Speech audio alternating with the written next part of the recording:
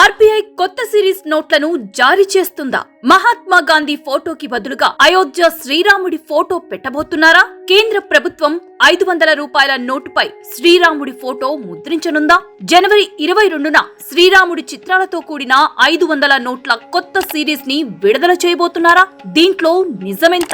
ఈ వివరాలు తెలుసుకోవాలంటే వీడియో చివరి వరకు చూడండి. అయోధ్య రామ మందిరం ప్రారంభోత్సవం జనవరి 22న జరగబోతోంది. ప్రాణ ప్రతిష్ఠ కార్యక్రమానికి ఏర్పాట్లు చురుగ్గా జరుగుతున్నాయి. శిల్పి అరుణ్ యోగరాజ్ చెక్కిన బాలరాముడి శిల్పాన్ని అయోధ్యలో ఏర్పాటు చేయనున్నారు. ప్రజలంతా ఇప్పటికే రామనామ స్మరణలో మునిగిపోయారు. రామ మందిర ప్రారంభోత్సవంలో దేశం మొత్తం పాల్గొననుంది. ప్రాణ ప్రతిష్ఠ కార్యక్రమానికి ఇప్పటికే చాలా మందికి ఆహ్వానాలందాయి. ఈ క్రమంలోనే ఓ సంచలన వార్త ఒకటి చర్చనీయాంశంగా మారింది. రిజర్వ్ బ్యాంక్ ఆఫ్ ఇండియా జనవరి 22న శ్రీరాముడి చిత్రాలతో కూడిన 500 నోట్ల కొత్త సిరీస్ ని విడుదల చేయబోతుందని సోషల్ మీడియాలో ఓ పోస్ట్ వైరల్ అవుతోంది. అయోధ్యలో నిర్మిస్తున్న రామ మందిరం శ్రీరాముడి చిత్రాలతో కూడిన 500 రూపాయల నోటును ఆర్బీఐ విడుదల చేయబోతుందని దాంట్లో పేర్కొన్నారు. అయోధ్యలో నిర్మిస్తున్న రామ మందిరం శ్రీరాముడి చిత్రాలతో పాటు 500 నోటు ఫోటో సోషల్ మీడియాలో వైరల్ అవుతోంది. సాధారణంగా 500 నోట్లో జాతిపిత మహాత్మా గాంధీ బొమ్మ ఉంటుంది.